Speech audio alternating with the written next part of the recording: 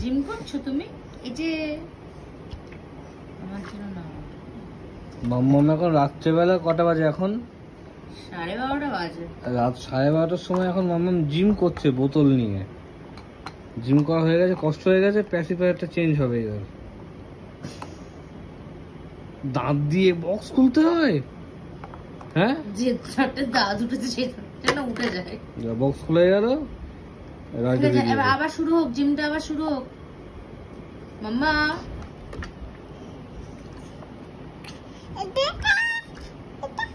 বোতল নিয়ে খেলা হচ্ছে, রাত 12:50 বাজতে যায়।